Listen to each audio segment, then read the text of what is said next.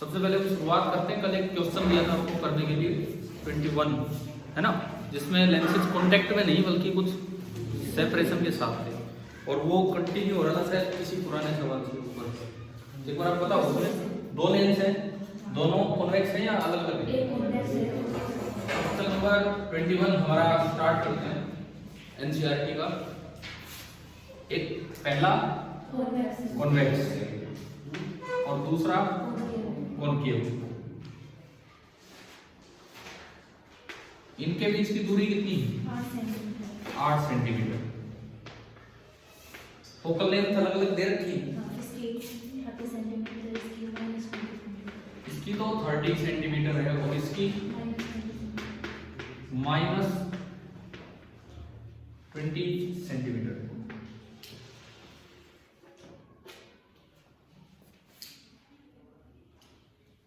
अब इसमें कहाँ है ऑब्जेक्टिव, क्या पूछा है? फोकस लोकेट करना है। हाँ ठीक है, इफेक्टिव फोकल लेंथ निकाल।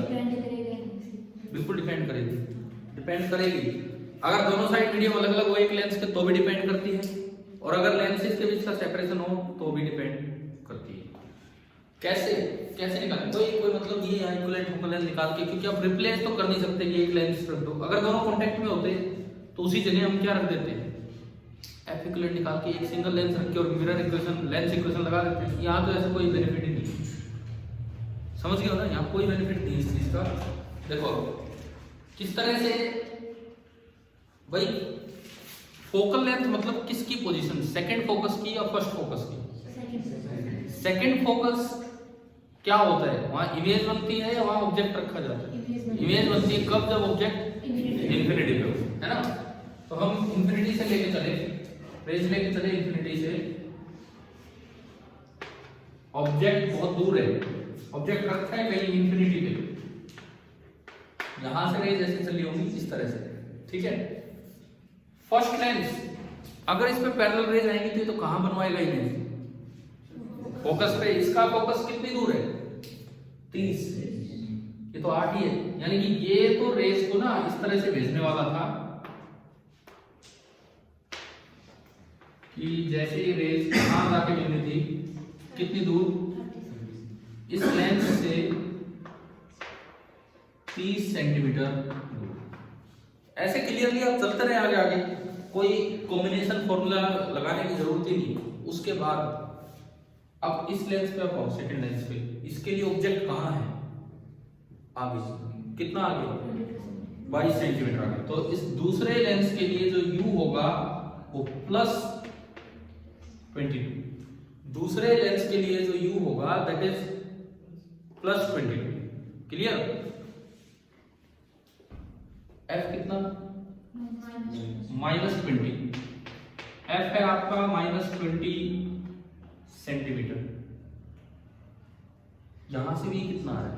एक बार लेंस इक्वेशन लगा के, simple lens equation second lens के लिए 1/d कीजिए। थोड़ा सा रफली ट्राई कर लीजिए कि क्या आ रहा है क्या नहीं आ रहा है। आ जाओ।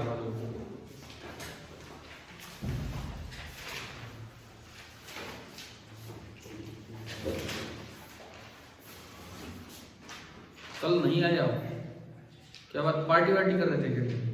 भाई का सिलेक्शन हो गया, बड़ी खुशी की बात है।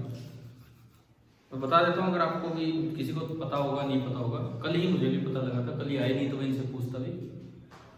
प्रवीण जो सैनिक स्कूल में है, अभी खुल गया उनके स्कूल दोबारा, गए ना उसे? अभी तो हाँ ये है।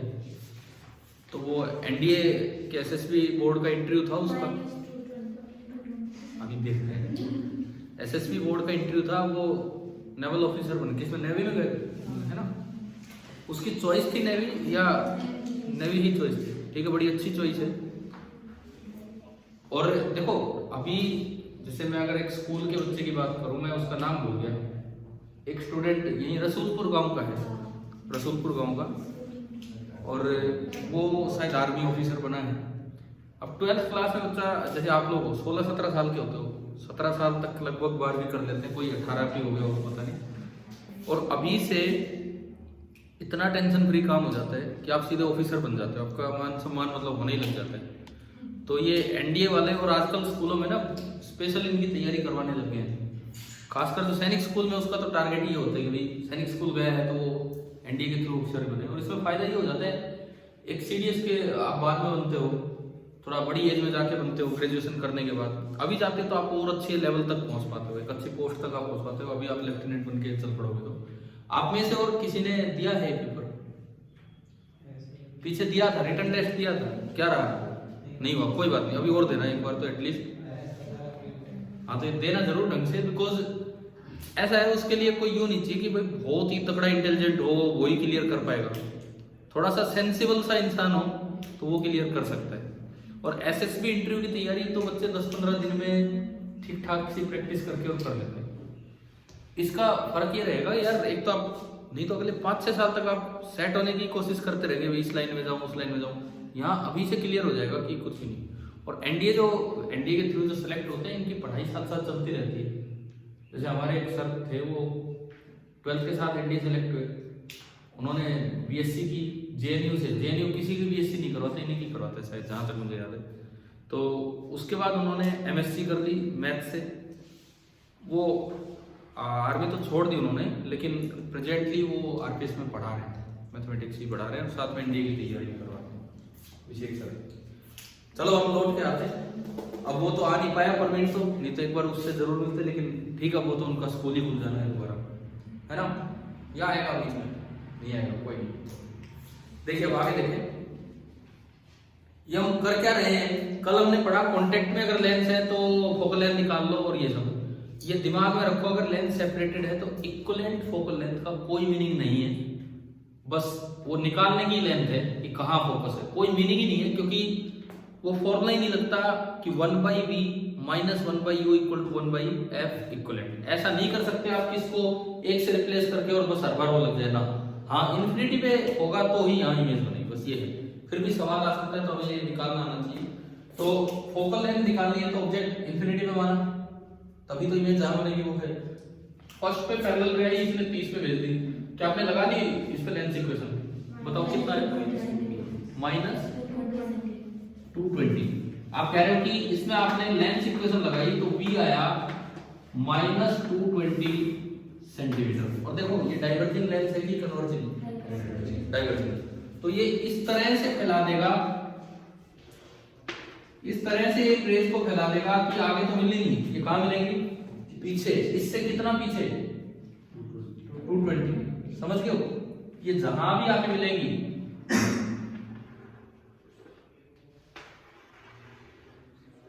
यहां ये जो दूरी है, ये जो दूरी है, ये उससे कितने सेंटीमीटर इधर है?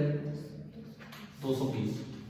This is the so called focus, जो किसी काम का ही नहीं है। क्योंकि आप ऐसा नहीं कर सकते हैं कि एक इकट्ठा लेंस यहां रख दिया, समझ रहे हो ना? सिंगल लेंस में एक चलता था, 2 लेंस कॉन्टेक्ट में उनमें चलता था, लेकिन यहाँ वो किसी काम का ही नहीं है। तो फिर भी हमने फोकस बता दिया यहाँ। अब इसका आंसर कैसे दिया जाता है? अब इससे भी बता सकते हैं, इससे भी बता सकते हैं। अगर ऑब्जेक्टिव क्वेश्चन नहीं है, सब्जेक्टिव, तो इसके सेंटर से बताओ। इसके सेंटर से दूरी कितनी? ये कितना? इसका सेंटर यहाँ से कितनी दूर है? तो यानी कि जो गिवन सरफेस है, गिवन जो लेंस सिस्टम है, उसके सेंटर से कितना पहले है? 216। एक बार आंसर देखो पीछे, क्या यही दिया है? यही है ना? तो मतलब सेंटर से ले रखा हूं आंसर यही है। तो इट मींस वो सेंटर से ही डिस्टेंस गिवन है कि भाई सेंटर से ही देखो। समझ आ गया? एक बार उधर से निकलवाया होगा, कर लोगे या करके दिखाओ, बताओ? और दोनों से अलग अलग है, कर लोगे कि नहीं? पहली बार जब उसको इधर बनाना, फिर पहली बार जब रह जाएगी तो वो फैलेगी। किस तरह फैलेगी? कि इससे 20 सेंटीमीटर पीछे, इससे 20 और 8, ये तो अगले के लिए यू हो जाएगा -28। समझ गए? फिर दोबारा से भी निकालना, जहां भी वो इमेज आए बनाना, और फिर सेंटर से दूरी देख लेना। ठीक है? और ये याद रखना, ये इक्विवेलेंट फोकल लेंथ किसी काम की नहीं है, क्योंकि हम कभी भी रिप्लेस नहीं करेंगे कि एक सिंगल लेंस रख के और इस तरह से। समझ आ गया होगा अभी? चलो मैं प्रिज्म वाले काम पे आ गया। ठीक है,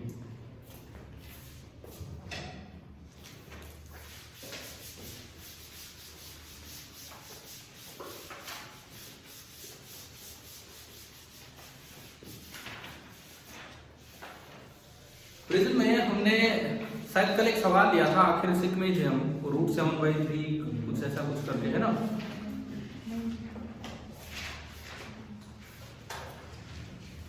हमारा आंसर तो साइन इनवर्स में गया था। आज मैंने स्कूल में वही टॉपिक किया और थोड़ी सी वैल्यू चेंज कर दी थी, पता नहीं रूट ऊपर छोड़ दिया था क्या, भगवान जाने, हो सकता है रूट ऊपर छोड़ दिया था क्या। कल हमने आई 60 डिग्री दिया था, वहां मैंने आई 30 बोल दिया, इतनी परफेक्ट वैल्यू निकल के आई, ई 90 डिग्री निकल के आ गई, लास्ट में साइन ई 1 आ गया कट पिट के, मतलब प्री प्लान नहीं था। मैं तो कल की तरह ही जैसे कोई वैल्यू लेके चला था। एक तो √7 शायद नीचे रूट में नहीं लिया मैंने, 3 बाहर किया था। अब ट्राई करना खुद वही सवाल, जहां तक मुझे याद आ रहा है, n की वैल्यू √7/3 लेके और i कितना लेके 30 डिग्री, ठीक है। अब देखो ये जो मेथड कल हमने सीखा आपके सीबीएसई एग्जाम के लिए बहुत ज्यादा इंपॉर्टेंट है। 2018, 19, 20 हर साल इस तरह के सवाल आ रहे हैं। मुझे एग्जैक्टली क्वेश्चन नहीं पता कौन से ईयर का क्या है, लेकिन इस टाइप के कॉमन सवाल हैं, यूं आते हैं जैसे आज बच्चे स्कूल में वो ऐसी बुक्स लिए बैठे थे अरिहंत या जिनमें प्रीवियस ईयर क्वेश्चन है, तो हम तो जहां डायग्राम में प्रिज्म दिख रहा था उस तरह के देख रहे थे, तो ऐसे सवाल कई जगह दिखे और सब में एक चीज कॉमन मिल रही थी, हर एक में लिख रखा इक्विलेटरल प्रिज्म। इक्विलेटरल प्रिज्म मतलब एंगल 60 डिग्री, और 2-3 सवाल ऐसे मिले जिन सब पे ये नॉर्मली इंसिडेंट था, नॉर्मली इंसिडेंट, ठीक है। और कुछ इसका रिफ्रैक्टिव इंडेक्स, कुछ बाहर का रिफ्रैक्टिव इंडेक्स, इस तरह से था। ई पूछा, डेविएशन पूछा, अब मुझे वैल्यू याद नहीं है, मैं नॉर्मल केस लेता हूं। सपोज ये ग्लास है, ग्लास का रिफ्रैक्टिव इंडेक्स जनरली कितना लिया जाता है 3/2। ये पानी में रखा हुआ है, पानी का रिफ्रैक्टिव इंडेक्स 4/3। अब आपसे पूछा जाए कि इसमें ई बताओ, एंगल ऑफ कन्वर्जेंस, 3 स्टेप सिखाए थे, 3 स्टेप।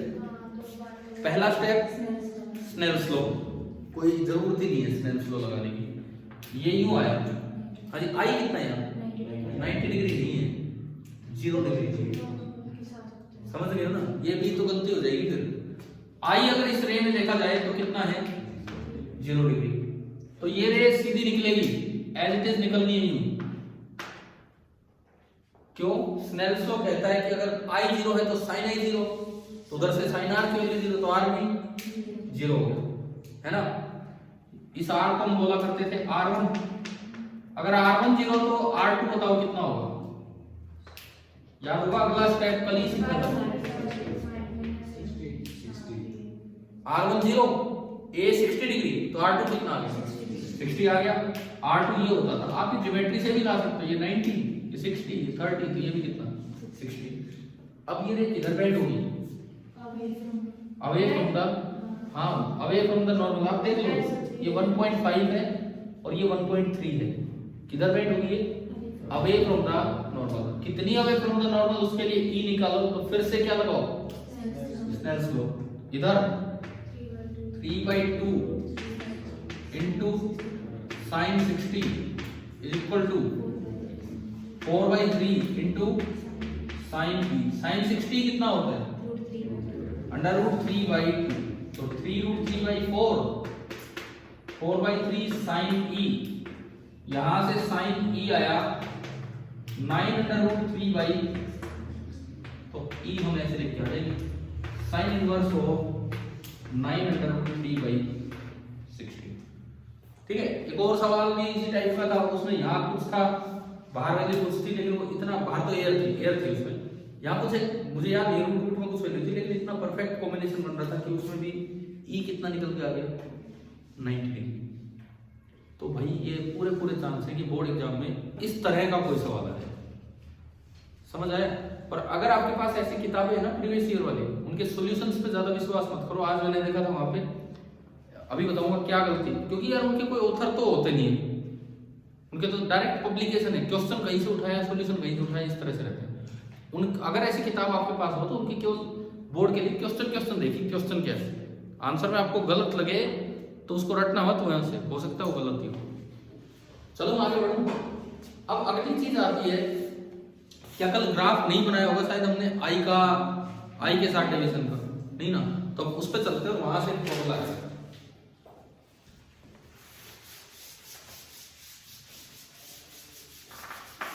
देखिए हम अब सीखना चाहेंगे वेरिएशन ऑफ डेविएशन एंगल, जिसको आप डी बोल रहे थे, विद आई। डी का फॉर्मूला क्या था? अगर मैं थोड़ा एक डायग्राम दोबारा से दिखाऊंगा आपको, ये एंगल है ए, यहां से कोई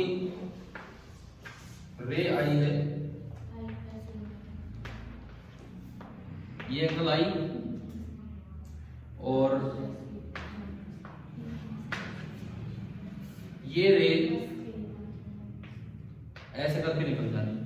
देखो इधर ध्यान दो इस पर, ये ई, और जो डेविएशन एंगल है वो ये होगा, इसको और इसको पीछे बढ़ाया, और ये जो एंगल है ये, इसको हम क्या बोलेंगे?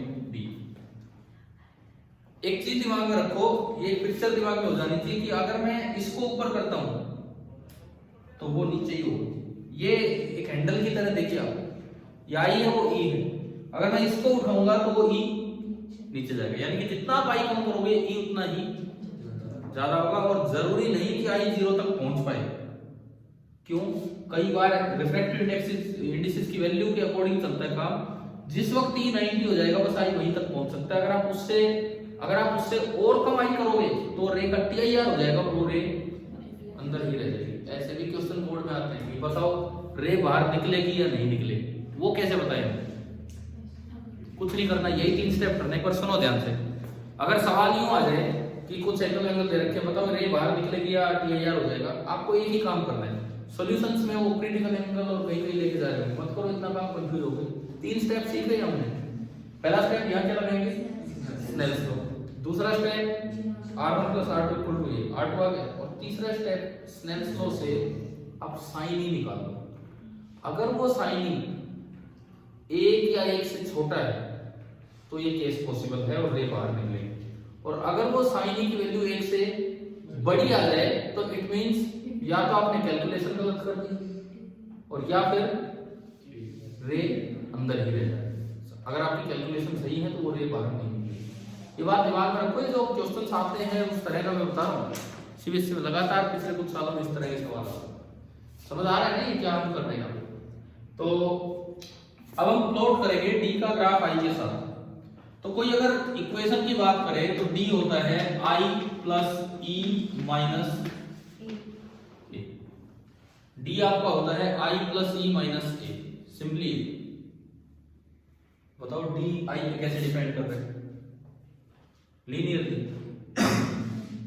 क्यों? डी की पावर 1 है और इधर आई की पावर 1 है, तो कांस्टेंट कोई चीज जुड़े तो जुड़े, उससे क्या फर्क पड़ता है? y = x + 2 - 3, ये स्ट्रेट लाइन है नहीं? फिर ये क्यों नहीं है स्ट्रेट लाइन? ग्राफ तो हमने पढ़ा होगा स्ट्रेट लाइन।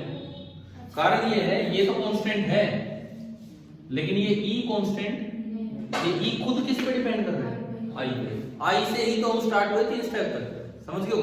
e खुद डिपेंड कर रहा है i पे, तो e कांस्टेंट नहीं है। क्या इतनी बात समझ आई? ठीक है। अब सुनिए, इसके बाद सुनिए, ये बहुत ही अजीबोगरीब एक्सप्रेशन बनेगा और आप पूरा 3 स्टेप यूज करके ई की वैल्यू पुट करोगे ना, sine inverse something something I, इस तरह का आएगा। कभी देखा है ये एक्सप्रेशन? कब? वहां पे। हाँ, तो ये बड़ा खतरनाक सा एक्सप्रेशन बनेगा जो हमारे लिए प्लॉट करना पॉसिबल नहीं है। एक अच्छे से मैथमेटिशियन हो आप तो आप प्लॉट कर सकते हो। ठीक है, एक्सप्रेशन बनाना मुश्किल नहीं है लेकिन वो एक्सप्रेशन थोड़ा कॉम्प्लेक्स बन जाएगा। अब फर्स्ट इक्वेशन लगाओगे, सुनो कैसे बनता है। First equation n surrounding into sin i = n prism into sin r1। यहां से sin r1 कितना आया? n surrounding upon n prism into sin i। r1 कितना आया? उस पूरे का sin इनवर्स। r1 आया अभी तो, sin inverse of n surrounding upon n prism into sin i, है ना। फिर r2 आएगा, उस पूरे को a में से घटा दो, वो क्या है? R2। a माइनस वो इतना बड़ा एक्सप्रेशन। अब फिर से स्नेल्स लॉ लगाओगे और वहां से ही लिखोगे तो एक और साइन इनवर्स बाहर जाएगा, तो ये एक बड़ा सा एक्सप्रेशन आएगा और उसको याद पुट करोगे और फिर ढूंढते रहो कि आई के साथ कैसे प्लॉट करें। इससे अच्छा हम अपना ग्राफ याद करें। ठीक है, क्लियर है? वो ग्राफ में कुछ इस तरह का होता है, जब आई मैक्सिमम होता है आई मैक्सिमम कितना हो सकता है 90 डिग्री। भाई आई ज्यादा से ज्यादा ऑलमोस्ट आप रे को यूं डाल दो, ऑलमोस्ट रे को इसके टेंजेंशियल डाल दो और वो एंटर कर जाए, ठीक है ना। 90 डिग्री हो सकता है। जब आई 90 डिग्री होता है तो आप इसको धीरे धीरे इधर उठाओगे तो आई कम हो रहा है कि ज्यादा हो रहा है? कम हो रहा है, ई बढ़ेगा। लेकिन बात यह है कि आई प्लस ई का क्या होगा। देखो ए तो कांस्टेंट है, एक चीज कम हो रही है और एक चीज बढ़ रही है तो सम तो बढ़ भी सकता है या फिर कम भी हो सकता है। तो शुरुआत में तो सम कम होता है, जैसे जैसे आप आई को कम करोगे शुरू में तो आई कम होगा, ई बढ़ेगा, लेकिन ई इतना नहीं बढ़ पाएगा जितना आई कम हो रहा है। तो शुरू में तो ये कम होगा, एक जगह जाके मिनिमम होगा और उसके बाद ये फिर से बढ़ने लगेगा क्योंकि आई से की बजाय ई में चेंज ज्यादा आ जाएगा। समझ गए? ये जो ग्राफ है ये कुछ पैराबोलिक शेप नहीं है, कुछ भी अलग सी शेप है, कोई शेप पे ध्यान नहीं देना इस पर क्या है, लेकिन ये इस तरह का ग्राफ बनता है। और एक और लास्ट पॉइंट आता है जिसको हम बोलते हैं आई मिनिमम। आई मिनिमम का मतलब है कि इस वक्त जो ई है वो बिल्कुल कितना हो गया है, ई बिल्कुल ई रे उसको टच कर रही है, तो ई कितना हो गया आपका 90 डिग्री। अगर ये आई मिनिमम है तो ई आपका हो गया है बिल्कुल 90 डिग्री। समझ आया कि नहीं आया? ठीक है, अब देखो ये है डेविएशन मिनिमम। इस वक्त ये कुछ पॉइंट है जो हमारे दिमाग में रहे, जिस वक्त डेविएशन मिनिमम होता है, इसको डीएम से बोल देते हैं मिनिमम डेविएशन को। जिस वक्त डेविएशन मिनिमम होता है उस समय आई और ई दोनों बराबर होते हैं। ठीक है, ये डिफरेंशिएशन से आ जाता है, हम सीधा याद करेंगे। उस समय आई और ई बराबर होते हैं और उस वक्त R1 और R2 भी बराबर होते हैं और R1 और R2 दोनों बराबर होके कितना हो जाते हैं A/2। उस समय R1 और R2 भी बराबर होते हैं और दोनों की वैल्यू एग्जैक्टली कितनी हो जाती है, क्योंकि R1 प्लस R2 का सम कितना है 1, तो आ जाता है। ये वो है जो डेविएशन मिनिमम। अच्छा, एक और खास बात है इस ग्राफ में, एक और खास बात क्या है वो दिखाता हूं आपको। ये आपने कोई बीच का डेविएशन लिया, मान लो डेल्टा नो, ये डेविएशन एक नहीं 2 आई की वैल्यू पे मिलेगा। या तो आई इतना हो या फिर आई इतना हो। सपोज ये वैल्यू आई की कितनी है θ1 और ये वैल्यू आई की कितनी है θ2। अब आई θ1 होगा तो उससे कुछ ई कैलकुलेट हो जाएगा, आई से R1, R1 से R2, R2 से ई। आई θ1 पे आपने ई कैलकुलेट किया, सपोज इस पॉइंट पे ई की वैल्यू E1 है तो E1 एग्जैक्टली कितनी मिलेगी θ2। और जब आप इस जगह ई कैलकुलेट करेंगे तो वो ई कितना मिलेगा θ1। प्रिंसिपल ऑफ रिवर्सिबिलिटी है, और कुछ खास बात नहीं है, सिंपली प्रिंसिपल ऑफ रिवर्सिबिलिटी है। देखो एक रे इधर से आई, प्रिज्म में इधर से आई सपोज एक बार मेरी तरफ ध्यान दो, आई सपोज 30 डिग्री और वो रे बाहर निकली ई सपोज 7 डिग्री, आई 30 डिग्री ई 7 डिग्री। मैं वहां मिरर लगा दूं तो वो रे उल्टी होगी, वो एज इट इज बाहर आएगी प्रिज्म, तो ई की जगह अब आई 7 हो गया और वो 30 हो गया, यानी कि आई और ए इंटरचेंज होते हैं और दोनों में डेविएशन सेम है। क्यों? क्योंकि डेविएशन के फॉर्मूले में आई प्लस ई आ रहा है, तो 30 प्लस 7 तो 37 ही होगा, जी आई 30 और जी ई 30 हो। समझ में आ रहा है? तो ये कुछ ग्राफ की खास बातें हैं जो यहाँ से हमारे दिमाग में रहनी चाहिए। क्लियर? अब यहाँ से एक फॉर्मूला बनता है प्रिज्म फॉर्मूला, जिसका दुरुपयोग बहुत ज्यादा करते हैं बच्चे, और दुरुपयोग आज उस किताब ने भी कर रखा था, मुझे नहीं पता किस पब्लिशर की थी, क्वेश्चन बोर्ड का, लेकिन उन्होंने सॉल्यूशन प्रिज्म फॉर्मूला लगा के कर दिया, जबकि जाना था 3 स्टेप से। 3 स्टेप तो अच्छे से आ गए ना दिमाग में। प्रिज्म फॉर्मूला क्या है और क्यों लगता है और कब लगता है और कब नहीं लगेगा। देखो इस स्पेशल पॉइंट पे आप आओ, इस जगह जब आई बराबर ई है तो डेविएशन कितना है डीएम, मिनिमम डेविएशन। इसमें if E is equal to I, D is equal to D बोल सकता हूं मैंने ये पुट किया, तो ये पुट किया तो डीएम कितना आया आई आई 2i माइनस ए, और यहां से आई कितना आ रहा है ए प्लस डीएम बाई। इसमें एक और चीज मैं ऐड कर रहा हूं, if E equal to I then D equal to DM and R1 is equal to A by, उस वक्त R1 कितना होता है आपका A/2। समझ आ रहा है? ठीक है, पहली बार स्नेल्स लॉ लगाओ यहां, इधर का refractive index n surrounding into sine of I कितना है इस वक्त मिनिमम डेविएशन की केस में A प्लस dm/2 बराबर n prism into sine R1, और R1 इस वक्त कितना है, R1 इस वक्त कितना है A/2। समझ आ रहा है? ठीक है, यहां से एक फॉर्मूला बनता है n prism upon n surrounding, that is equal to sine of A plus dm/2 upon sine of A/2। इसको बोलते हैं प्रिज्म फॉर्मूला। बन गया यहां से? क्या ये किसी भी डेविएशन के लिए लग जाएगा या केवल मिनिमम? तो यही गलती कर रखी उन किताबों ने, वो सवाल आ रहा है सीधा डेविएशन पूछ रहे हैं, ये फॉर्मूला लगा रहे हैं। अरे ये तो मिनिमम डेविएशन देता है भाई, आपको वो 3 स्टेप से जाना है, वो बेस्ट है। अवॉइड करना है फॉर्मूला ज्यादा यूज करना।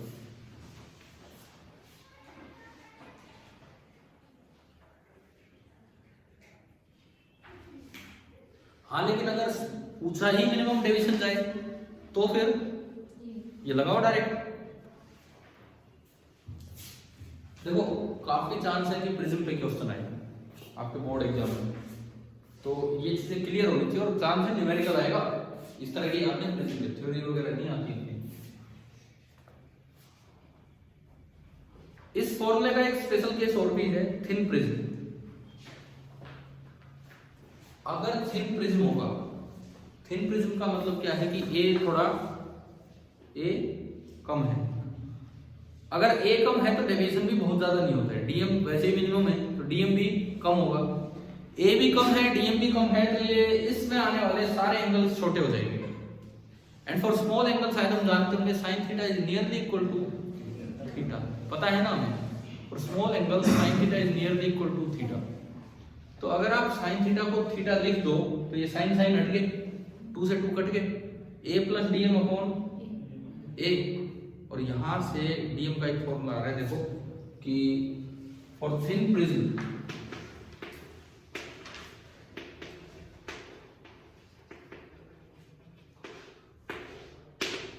अगर आप थिन प्रिज्म की बात करते हो तो np अपॉन n सराउंडिंग को मैं बोल दिया करता हूं n रिलेटिव। n रिलेटिव का मतलब समझाना, prism with respect to surrounding, ठीक है ना, इज इक्वल टू साइन हटाओ, 2 से 2 कट लेगा, a प्लस dm/2 2 से 2 गया अपॉन a। और जब इसको इधर उधर करके अरेंज करोगे तो dm आएगा n रिलेटिव माइनस 1 इंटू। ये भी एक फॉर्मूला है, कभी कभार यूज हो सकता है, मे भी दिया हुआ आपकी बुक में, पता नहीं, मुझे ध्यान नहीं है, दे रखा है। ये थिन प्रिज्म के लिए लगता है, तो क्या वो थिन प्रिज्म के लिए लगता है। दूसरी बात, n रिलेटिव का मतलब क्या है, प्रिज्म का रिफ्रैक्टिव इंडेक्स अपॉन सराउंडिंग का। तीसरी बात, ये फॉर्मूला ये जो मेन है ये तभी लगाना है जब क्या पूछो आपसे, मिनिमम डेविएशन या दिया। चौथी बात, तभी लगाना है दोनों साइड मीडियम सेम हो, नहीं तो आप बताओ s लिखोगे क्या। अगर दोनों साइड मीडियम अलग आ जाए तो फिर तो भाई 3 स्टेप में जाना है, फिर तो 3 स्टेप में ही जाना है, और कोई तरीका ही नहीं हमारे पास। अभी तो प्रिज्म फॉर्मूला वाली बात आ गई है, ठीक है। बोर्ड में पिछले 2-3 साल में ऐसा भी सवाल आया है, कि आपको प्रिज्म का रिफ्रैक्टिव इंडेक्स दे रखा है, एयर में रखा है, तो सराउंडिंग का कितना हो गया 1, प्रिज्म इक्विलेटरल है, ए दे दिया 60 डिग्री, उसमें डायरेक्ट पूछ रखा है कि बताओ मिनिमम डेविएशन कितना होगा। क्या इसी एक इक्वेशन से सोल्व नहीं हो जाएगा? हो रहा है ना आराम से। जैसे मैं अगर आपको दूं एक सवाल को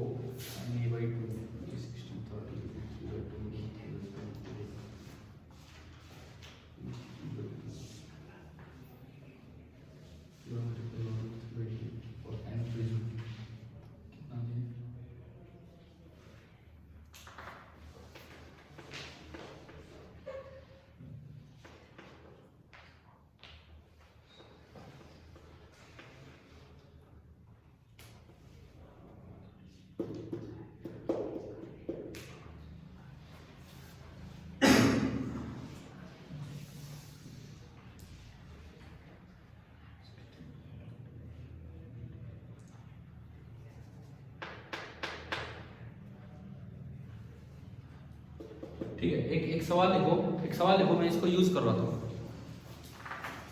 an equilateral prism,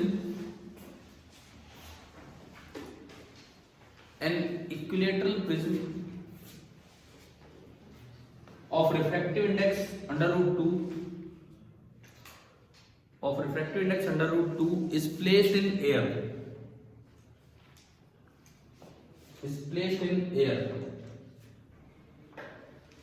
Find the minimum deviation produced by the prism.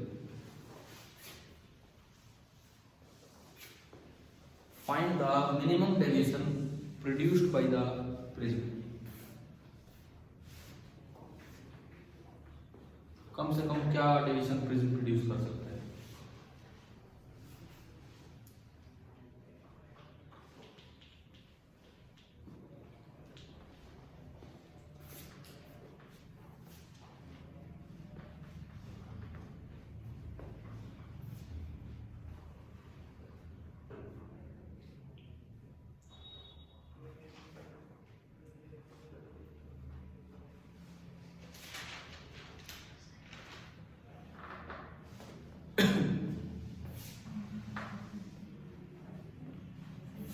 क्या सफिशिएंट दे रखी है वैल्यू जो चाहिए हमें?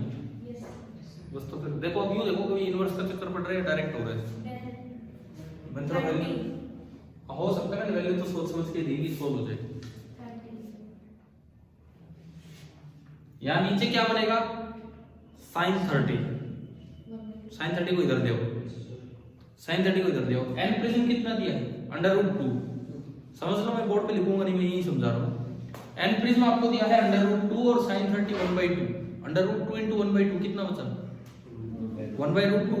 सराउंडिंग का तो 1 है, 1/√2। ऊपर ये बच गया sin of some angle is 1/√2, तो एंगल कितना है? 45 डिग्री। यानी कि a + dm/2 इज 45 डिग्री। तो a + dm कितना होगा?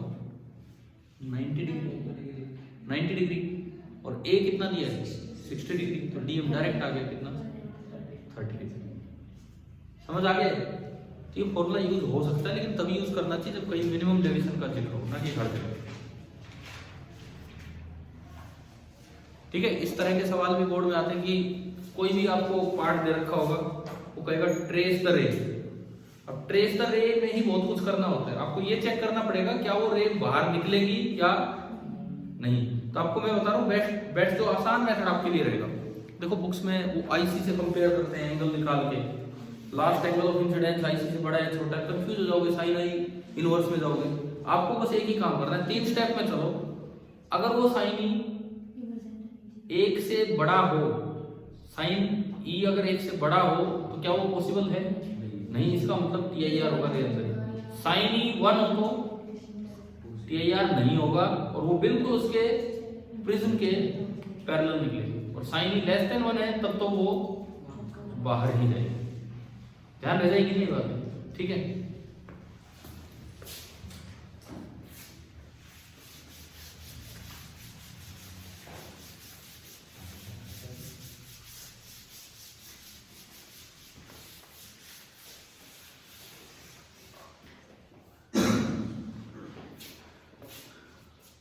अब इसमें जहां तक चांस होते हैं, इनवर्स वगैरह में आपको नहीं फंसाएंगे। पहले से ही अगर पेपर में क्वेश्चन आएगा तो ऐसी वैल्यूज देते हैं कि कैलकुलेट हो जाएगा आसानी से। ठीक है, ये हुआ हमारा refraction through thin prism, thin नहीं नॉर्मल प्रिज्म। थिन वाला एक स्पेशल केस आपको बता दिया कि उसमें डेविएशन होता है n relative -1 × 8। हाँ, उसमें ध्यान रखना, थिक प्रिज्म में तो मिनिमम डेविएशन और नॉर्मल डेविएशन अलग है। थिन प्रिज्म अगर आपको दिया हो और डेविएशन पूछा हो, तो आप मिनिमम डेविएशन निकालो। डेविएशन उससे बहुत ज्यादा अलग नहीं मिलता है, लगभग डेविएशन उतना ही होगा। जैसे फॉर एग्जांपल देखिए, एक कोई केस लेके देखते हैं इस तरह का। मैं एक थिन प्रिज्म ले रहा हूं,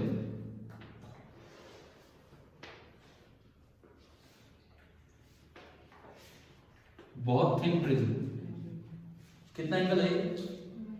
1 डिग्री। ठीक है, इक्वली थिन प्रिज्म आपने लिया, और इसका रिफ्रैक्टिव इंडेक्स है 3/2। सिंपल जो ग्लास होता है। आप अभी लिखो मत, क्योंकि वैल्यूज में गड़बड़ होगी, फिर दोबारा मुझे कुछ चेंज करनी पड़ेगी। अब इससे पूछे कि डीएम बताओ, ये एयर में रखा है डीएम बताओ, तो डीएम ही पूछा है जब तो मैं अपना फॉर्मूला लगाऊं। क्या फॉर्मूला है? n prism upon n surrounding 3/2 is equal to sine of हाँ a प्लस b बाई 2 या dm plus a by 2 divided by sine of कौन सा थिन वाला, ठीक है क्या था, सही है m relative minus 1 into a 3/2 minus 1 into a, clear है? कितना है 3/2 माइनस 1 हाफ इंटू ए, ये कितना है, यानी कि आपका डेविएशन कितना आ गया, हाफ डिग्री। अब ये तो आया मिनिमम डेविएशन, ठीक है, ये आपका मिनिमम डेविएशन आ गया। सपोज और भी कुछ हो, और भी किसी एंगल पे अगर हम रे लें, मान लो मैं कहूँ मैंने ये रे ली, बिल्कुल नॉर्मल इंसिडेंट है, इसमें डेविएशन बताओ कितना होगा, मिनिमम नहीं पूछा, मुझसे पूछा कि इसमें डेविएशन बताओ, तो वही 3 स्टेप करें। पहला स्टेप सीधी ले चलो, ये तो I0 है तो R1 भी 0, R1 0 तो R2 कितना 1 डिग्री, ए में से घटाना होगा, समझ आ रहा है ना? तो यहाँ पे ये जो भी नॉर्मल बनेगा, उस नॉर्मल के साथ जो एंगल ऑफ इंसिडेंस होगा वो कितना होगा 1 डिग्री। और अब आप बाहर फिर से ये लगाओ स्नेल्स लॉ, क्या इक्वेशन बनेगी 3/2 into sine of 1 degree 1 into sine E, sine 1 degree लगभग कितना होगा 1, साइन 90 डिग्री भी 1, साइन 1 डिग्री भी 1, 0 तो किसी को अप्रोक्सीमेटली लिखा ही मत करो, उसमें तो 100% गलती हो जाती है, जितना था सारा हटा दिया। देखो ये बोले सही थे, लेकिन बोलने में गलती होगी कि वो डिग्री में नहीं लिखते, sine theta is nearly equal to theta if theta is in radian. तो आप पहले साइन 1 डिग्री को लिख लो sine of 1 degree into pi by 180, degree से डिग्री गया, पाई को नियरली 3 मान लो, तो ये आपका आया साइन ऑफ 3 अपॉन 180 1/60 है ना, this is nearly equal to 1/60, ठीक है।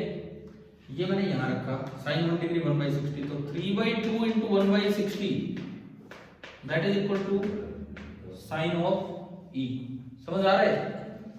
3 से गया 20, साइन ई कितना है अगर मैं इस तरीके से जा रहा हूं 1/40, समझ आ रहा है? ये बहुत कम है, बहुत कम है, तो ई भी लगभग इतना रेडियन हो जाएगा। This implies E is nearly 1/40 radian. अभी मैं दोबारा बताता हूँ, हाँ बताओ। पाई को मैंने 3 लिखा, पाई कितना होता है 3.14 भी तो होता है, तो मैंने 3 लिख दिया, क्लियर है? ठीक है, अब देखो ई नियरली आ गया 1/40 रेडियन, डिग्री में कितना होगा वो ई डिग्री में 1/40 इंटू 180/पाई डिग्री में हो गए। पाई को लगभग 3 लिख दो, 3 से काट दो 60, 0 0 6/4 3/2 कितना आया 1.5। अब डेविएशन का जनरल फॉर्मूला होता है I plus E minus A. I कितना है 0, E कितना है और A कितना है, कितना आया, तो फिर उससे कितना आ रहा था। अब ये पता ही नहीं लगा होगा आपको, मैं बता के रहा हूं, एक बार मैं फिर बोलता हूं मैं क्या बता रहा हूं। मैं 2 सवाल आपको अब मैं कॉपी में लिखूंगा। थिन प्रिज्म के लिए और भी डेविएशन लगभग उतने ही होते हैं जितने की, तो आपको उस तरह के कंफ्यूजन में जाने की बजाय आप मिनिमम निकाल आओ, अगर मिनिमम नहीं भी पूछा है, कब जब प्रिज्म कैसा दिया हो, ठीक है। अब मैं ये चीज ढंग से लिखवा देता हूं ताकि ये समझ आए। पहले तो एक पॉइंट लिख लो, for thin prism the deviation for all the angle of incidence the deviation for all the angle of incidence are nearly equal to minimum deviation dm।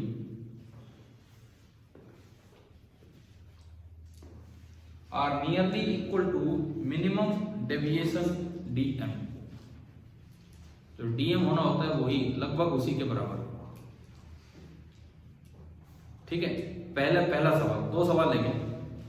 एक प्रिज्म बनाओ 1 डिग्री का, और कुछ नहीं बनाना, रे वगैरह नहीं बनानी, प्रिज्म बनाओ 1 डिग्री का, उसका रिफ्रैक्टिव इंडेक्स np 3/2 उसके अंदर लिख दो, चाहे बाहर एयर लिख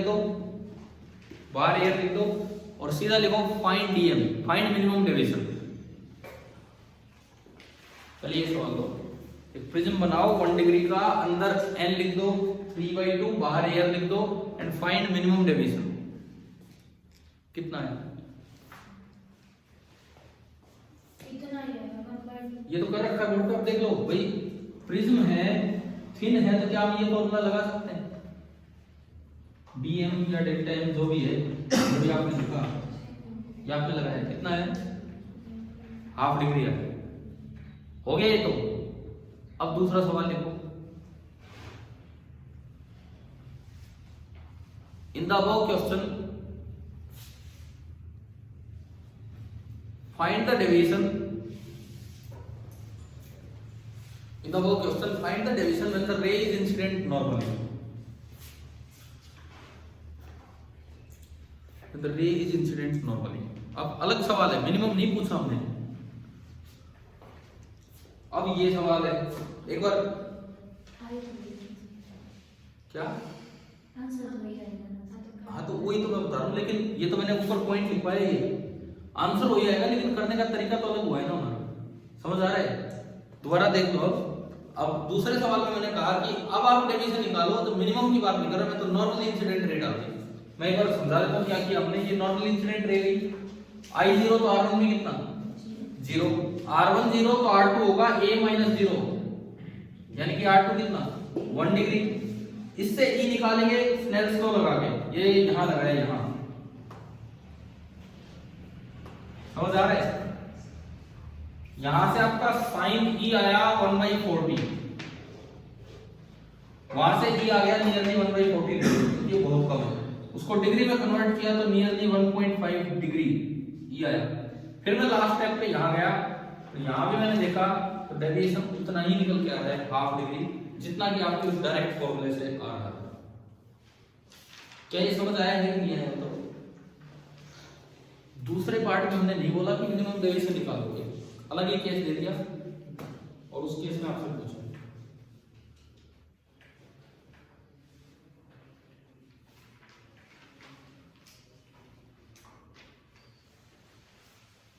इसको ढंग से नोट कर लो। पहला स्टेप ये है, उसके बाद ये यहां है, E आ गया, उसके बाद ये यहां है, और वो भी हाफ डिग्री आ रहा है।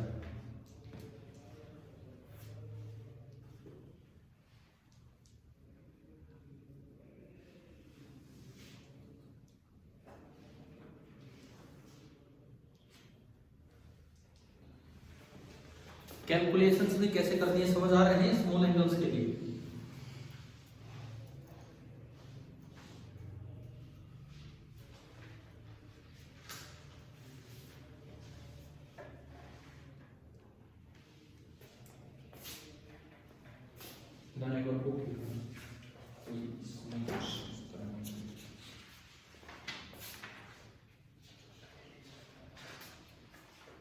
आपकी बुक में पता है ये लाइन कैसे लिखी हुई है? Thin prisms do not deviate light much. ये पेज नंबर 331 पे लास्ट लाइन है।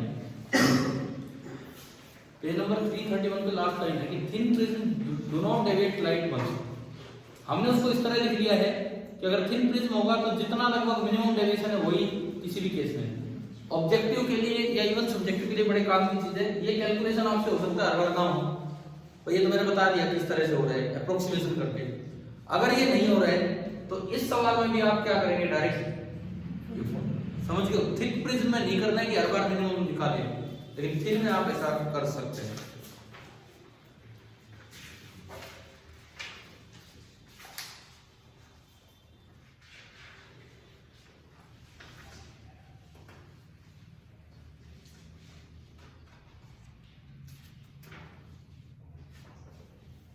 लो।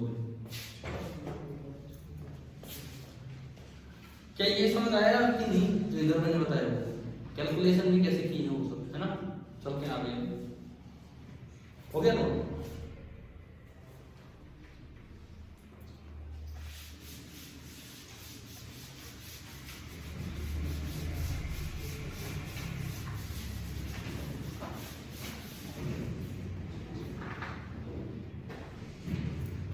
अब देखो ये सब तो चल रहा था मोनोक्रोमेटिक लाइट, लेकिन जनरली जो लाइट होती है, जो सनलाइट होती है अपनी व्हाइट लाइट, वो कैसी होती है? पॉलीक्रोमेटिक। उसके अंदर तो कई कंपोनेंट्स होते हैं, विबग्योर पूरा चलता है, ठीक है।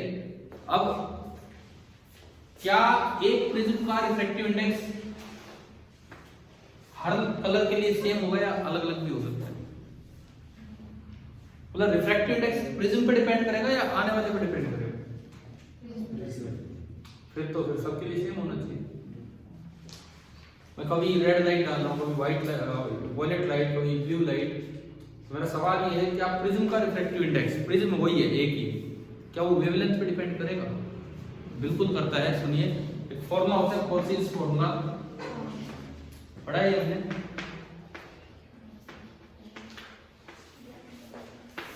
तो कॉचिज फॉर्मूला हमें बताता है कि रिफ्रैक्टिव इंडेक्स ऑफ प्रिज्म होता है, मतलब पूरी सीरीज में तो बस थोड़ा ही लिख रहा हूँ, a plus B upon lambda square.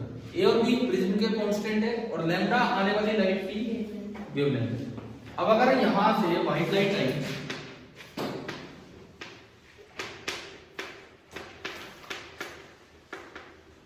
Suppose यहां से व्हाइट लाइट आ रही है, तो व्हाइट लाइट में तो भाई पूरा विबग्योर चलेगा। विबग्योर में वेवलेंथ मैक्सिमम किस कलर के लिए? रेड के लिए। अगर इसके लिए वेवलेंथ मैक्सिमम है तो n क्या होगा? यानी कि प्रिज्म का रिफ्रैक्टिव इंडेक्स मिनिमम होगा फॉर R एंड मैक्सिमम होगा फॉर वॉयलेट। और वॉयलेट इंडिगो कलर इतने ये लगा लो इंटेंस नहीं होते, तो हम फिर किस पे ध्यान देते हैं? ब्लू पे। हमारी आंखें कंपेयर करती है ब्लू को और रेड को। तो अगर इसमें देखें तो रेड के लिए रिफ्रैक्टिव इंडेक्स मिनिमम है और ब्लू के लिए रिफ्रैक्टिव इंडेक्स, वैसे वॉयलेट के लिए है पर हम ब्लू बोल रहे हैं। तो जिसके लिए ज्यादा रिफ्रैक्टिव इंडेक्स होगा प्रिज्म उसको ज्यादा बैंड कर देगा, और जिसके लिए कम रिफ्रैक्टिव इंडेक्स होगा प्रिज्म उसको कम बैंड करेगा। तो जब ये लाइट बाहर निकलेंगी, यहीं से डिस्पर्जन होना स्टार्ट हो जाएगा। रेड कम बैंड होगा, ठीक है, रेड कम बैंड होगा, बीच में येलो बैंड होगा इस तरह से, और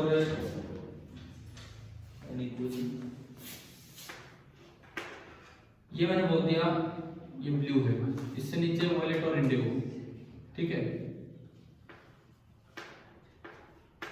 ये आपके कलर्स हैं। अब ये और बैंड होंगे, बाहर जब निकलेंगे अवे फ्रॉम द नॉर्मल, ये जाएगा, ये जाएगा, ये और भी ज्यादा जाएगा। इस तरह से कलर्स फैल जाते हैं। इस फिनोमेना को क्या बोलते हैं? डिस्पर्जन। ये स्कैटरिंग नहीं, dispersion. This is known as the dispersion of light. एक लाइट का अपने कंपोनेंट्स में ब्रेक हो जाना, इसे बोलते हैं डिस्पर्जन, ठीक है। ये डिस्पर्सिव मीडियम है। कभी पूछा जाए क्या वैक्यूम डिस्पर्सिव मीडियम है? नहीं। डिस्पर्सिव मीडियम वो होते हैं जहां अलग अलग कलर्स की स्पीड अलग अलग। डिस्पर्सिव मीडियम वो होते हैं जहां अलग अलग कलर्स की स्पीड अलग अलग हो। वैक्यूम में हर एक ईएम वेव की स्पीड सेम होती है।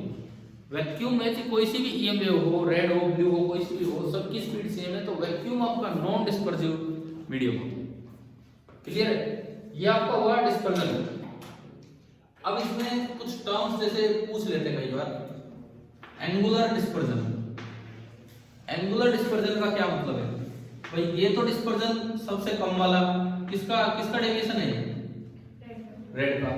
और एक जो लास्ट निकलना है ब्लू, वॉयलेट लगा लो, वॉयलेट, ये वाला निकला आपका डेविएशन ऑफ वॉयलेट। तो ये जो बीच का ये जो एंगल है ना, इसको बोल देते हैं एंगुलर डिस्पर्जन।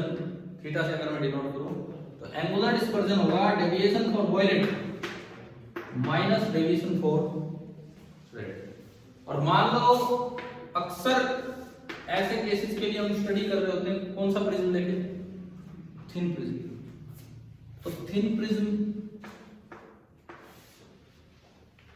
प्रिज्म के लिए डेविएशन का क्या फॉर्मूला था? n minus 1 रिलेटिव तो बाहर ये n minus 1 into a, लेकिन n अलग अलग। वॉयलेट के लिए n वॉयलेट -1 प्रिज्म का अलग अलग है, माइनस रेड के लिए nr -1 into a। 1 से 1 कटेगा तो ये ओनली क्या बचेगा? nv minus nr और into a, ये आपका है nv minus nr into a। This is known as angular dispersion. ये आपका होता है एंगुलर डिस्पर्जन। समझ आ रहा है? एक टर्म भी कई बार डिफाइन हो जाती है, पता नहीं अब 12th में पूछते नहीं पूछते, इस तरह से पूछा भी है कि नहीं कभी। डिस्पर्सिव पावर ओमेगा से डिनोट कर देते हैं। डिस्पर्सिव पावर वो होता है angular dispersion upon mean deviation. Mean deviation माना जाता है येलो कलर का। येलो कलर में कितना डेविएशन हुआ उसे बोल देते हैं मीन डेविएशन। तो एक टर्म यहां डिफाइन होती है dispersive power. Dispersive power omega से डिनोट करते हैं और इसको बोलते हैं एंगुलर डिस्पर्जन, मतलब del violet minus del red upon mean deviation. और मीन डेविएशन किसका? येलो कलर का। इस टर्म को बोल देते हैं एंगुलर डिस्पर्जन। एंगुलर डिस्पर्जन नहीं, sorry, dispersive power. Dispersive power का मतलब है total angular dispersion upon mean deviation. जैसे एक बार देखो, इधर देखो, मान लो ये 10 डिग्री है। एक बार मुझे बताना आप डिस्पर्सिव पावर कितनी है। सपोज ये 10 डिग्री है, डेल आर 10 डिग्री है, डेल बी 20 डिग्री है, डेल वाई, और डेल बी 30 डिग्री है। 10, 20 और 30, तो बताओ ओमेगा कितना है? 1। समझ आ गया ना? उसका डिफरेंस 20 अपॉन मीन 20 कितना आ गया? 1। ठीक है। दो तरह के ग्लासेस कई बार यूज किए जाते हैं, क्राउन और फ्लिंट। मतलब किसकी डिस्पर्सिव पावर ज्यादा होती है ना? क्राउन, सी फॉर कम, एफ फॉर फालतू। मतलब मैं तो वैसे कह रहा हूँ यार, थोड़ा याद रह जाए और तो क्या। फ्लिंट में एफ आता है ना, तो थोड़ा हमारे दिमाग में रह जाए। डिस्पर्सिव पावर ज्यादा किसकी होती है? फ्लिंट ग्लास की, ना कि क्राउन ग्लास की। क्राउन ग्लास की कम होती है। इस सवाल को अगर डिस्पर्सिव पावर की तरह नाम पूछे तो और कैसे पूछा जा सकता है? आपके अंदर कोई बुक में टेबल दे रखी होंगी, वो क्राउन और फ्लिंट शायद नाम मिल जाए रिफ्रैक्टिव इंडेक्स की टेबल में, शायद मिल जाए बुक में नाम रिफ्रैक्टिव इंडेक्स की टेबल में। अंदर ही कहीं पहले देखो एक बार पीछे जहां रिफ्रैक्टिव इंडेक्स आया हो, क्या ग्लास के टाइप भी यूज कर रखे होते हैं?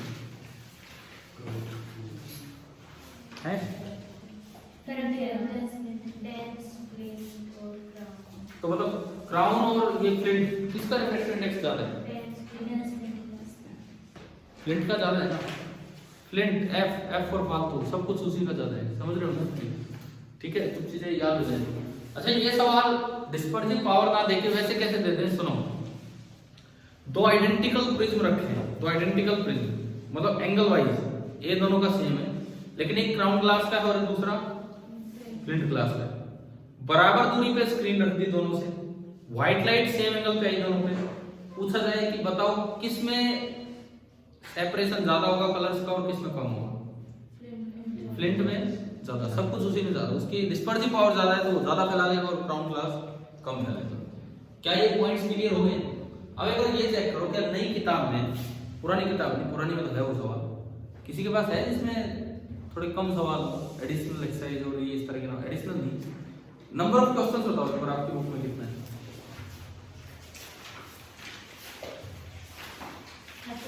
अब पुरानी में तो यही था कि लास्ट पेज पे वो एक सवाल जा रहा है। क्या नए में कुछ बदलाव है? क्या कुछ सवाल कम हुए? बिकॉज इसलिए कम हुए होंगे, ह्यूमनाइज हटा दिया है, उधर लास्ट में ट्रांजिस्टर हटा दिया एनसीईआरटी से, सेमीकंडक्टर में, इधर ह्यूमनाइज हटा दिया है, तो मे भी कुछ सवाल कम हुए होंगे।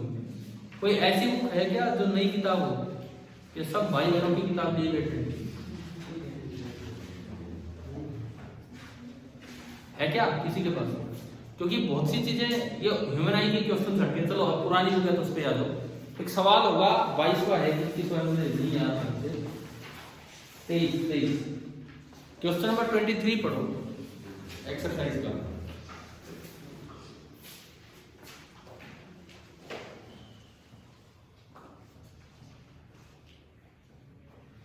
क्या दे रखा है?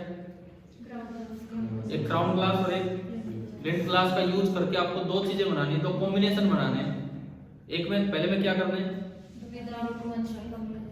विदाउट डेविएशन होगा, डिस्पर्जन नहीं होगा। मतलब वाइट दो पार्ट है। फर्स्ट पार्ट में क्या पूछा है? विदाउट डिस्पर्जन है और फिर दूसरे फर्स्ट पार्ट में बोला है डेविएशन विदाउट डिस्पर्जन, इसे बोलते हैं एक्रोमेटिज्म। डेविएशन विदाउट डिस्पर्जन को दूसरा नाम दिया जाता है एक्रोमेटिज्म। ACHROATISM। एक्रोमेटिज्म का मतलब है कि कलर्स नहीं फैल पाए। और दूसरे पार्ट में क्या पूछा है? Dispersion without deviation. Dispersion without deviation. अगर डेविएशन ना हो तो उसको बोलते हैं डायरेक्ट विजन अरेंजमेंट। पहले पार्ट को नाम दिया जाता है एक्रोमेटिज्म, और दूसरा पार्ट जिसमें डेविएशन ना हो, खाली डिस्पर्जन हो, उसे बोलते हैं direct vision arrangement. Direct vision VISION arrangement. अब भाई आपको ये होमवर्क मान के चलो कि आपको ये अरेंजमेंट सोचना है, ठीक है? और ये अरेंजमेंट के फॉर्मूले इतने काम के होते हैं फॉर कॉम्पिटिटिव एग्जाम। उनमें डायरेक्ट सवाल आते हैं। नीट में अभी आया भी था 1-2 साल पहले, डायरेक्ट आया था, ठीक है? वो एक यूं लगाना होता है और एक उल्टा लगाना होता है, लेकिन आपको फॉर्मूले याद रखने होंगे तभी जाके ये सवाल हो पाएंगे। तो ये आपका होमवर्क है। अब प्रिज्म से आगे ये कुछ चीजें होंगी, स्कैटरिंग वगैरह पता नहीं इस साल हटा दिया कि है सिलेबस में, नहीं है ना? रेनबो देख लेना आप। अब मैं आगे चलूंगा ऑप्टिकल इंस्ट्रूमेंट्स की, क्योंकि मुझे वो भी पढ़ाना है, वो एक इंपॉर्टेंट होगी। कल पहले तो सवाल नंबर 23 और उसके बाद हम लेंगे अपना ऑप्टिकल इंस्ट्रूमेंट। समझ में आ गया यहाँ तक? क्या आई नहीं है? ये मैंने ये हटा दिया इस साल क्या पिछले साल हटा दिया था शायद। कोरोना की वजह से आँख खराब नहीं हुई, तो पहले से ही है, ये पहले से हटा रखते हैं। तो और चलिए क्लास तो यहीं खत्म होगा।